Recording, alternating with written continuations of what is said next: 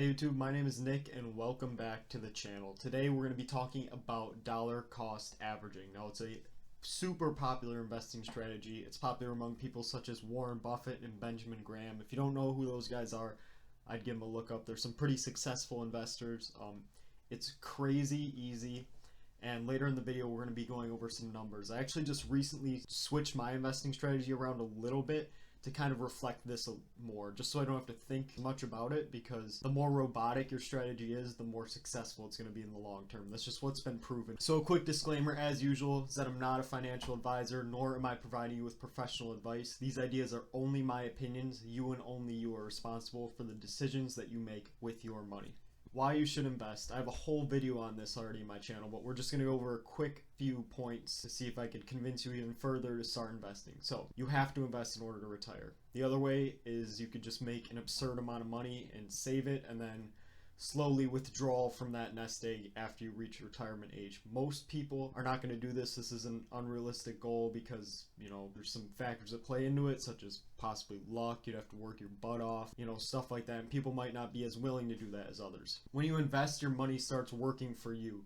You can retire earlier by sacrificing more and figuring out how much you will live off of after. This again differs from person to person. And people don't get into investing because it seems super confusing, and this is where dollar cost averaging gets into play. Now, real quick, before we get into the strategy, I just want to share a quick story. So let's say I have a friend. We'll call my friend Seth. I don't know, just throwing a name out there. So Seth comes to me and says, hey, I'm looking to invest in this stock. When should I buy it? I always tell Seth, I'm like, yo, I have no idea. I'm like, my thing is I just pick a day and buy that stock at the same day every single month until you have the amount of money that you want in there. Then you'll have a good price regardless of what the market's doing. And Seth doesn't like that answer because Seth's always trying to buy the dip and make the most amount of money possible. Now, it's impossible to guess when a stock's going to bottom out and when it's at a peak. I mean, we saw that with the S&P 500, the last year that Trump was in office. I mean, it was up 25% in a year. That's unheard of. That is crazy. I mean, who could have really predicted that kind of growth? So really what dollar cost averaging is, it's a simple strategy with a complicated name. It means buying a set dollar amount of a stock, ETF, or index fund at the same time every interval. This takes the guesswork out of your investing and makes it more robotic. There's a quote somewhere, I think it's by Warren Buffett, but it says the best investor either can't get into his portfolio or is dead. The more hands-off that your investing is, the better. Now, Benjamin Graham puts it in his book, The Intelligent Investor, as the practitioner invests in common stocks the same number of dollars each month or each quarter. In this way, he buys more shares when the market is low than when it is high, and he is likely to end up with a satisfactory overall price for all of his holdings. The returns of dollar cost averaging will be average. I fully intended that pun right there. But that is still more than enough to fund a comfortable retirement. Expect about 8% if you're going to do this, which is good considering the low amount of work that you can put in. If you pick the right stocks or index funds, it could be upwards of 10 to 12%. I'm going to go into investor.gov's compound interest calculator with a few baseline numbers. I'm just going to use all averages and suggested amounts, and I'm going to show you the true power of dollar cost averaging. Both of these examples I'm going to show are going to show the power of compound interest taking over, that snowball that you hear of. And these numbers, again, show only investing 15% of one's income, which I would say is moderately conservative. These numbers could drastically increase by upping this by as little as 5%. So let's take a look at the numbers. All right, guys, let's take a quick look here. First, we're going to go with a single person that wants to dollar cost average. Their initial investment, we'll just say they have nothing invested. So a single person on average in the United States makes about $36,000 a year.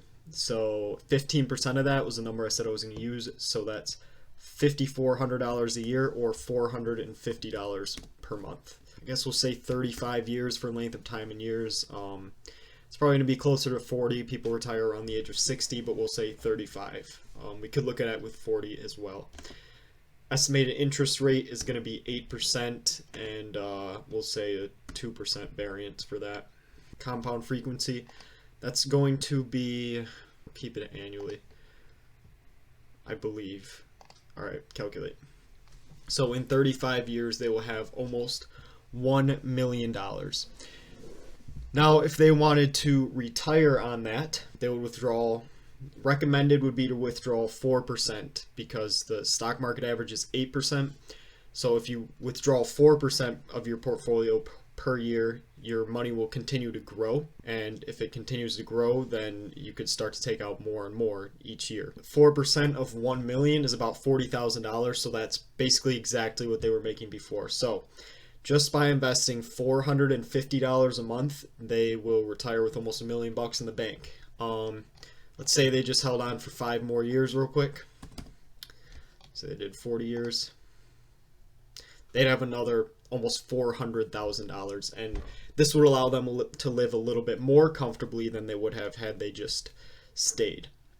Now let's look at 2 people, or your average family income. Your average family's income is $60,000 per year. That's 15% of that is $9,000 a year, and so per month that is $750. Length and time in years, we'll start with 35. Everything else is going to be the same. So these people are going to have almost $1.5 million after 35 years. And say they want to live off of 4% of that, that's going to be about 60 grand a year. So in 35 years, they could be living off of the same exact amount that they were before without even having to work. Say they held on for another 5 years. This is where compound interest really starts to take over. In just 5 more years, they're going to make almost $800,000 if they keep their investing strategy the same. Now they could be living off of $92,000 per year. Let's say a few years they had 10%, they're going to be well into the $3 million range. So yeah, I mean, dollar cost averaging, it's so easy to do. And I don't think it's unreasonable to be able to invest more than 15% as long as you're able to give up a few of your guilty pleasures or whatever. Start making coffee at home. Don't even get me started on coffee, but a video about that is going to be coming out for sure. So yeah, that's dollar cost averaging. That's the power of it. Just with extremely average conservative numbers, you can see it produces powerful results regardless. So that's all I got for this video. Thank you guys so much for watching. Hopefully you guys enjoyed the examples with the little screen record. Trying something new out here. If you did enjoy this kind of content and you'd like to see some more of it, go ahead and subscribe. If not, that's fine too. Comment down below your favorite investing strategy in the comments. Thank you guys so much for watching, and I will see you in the next one.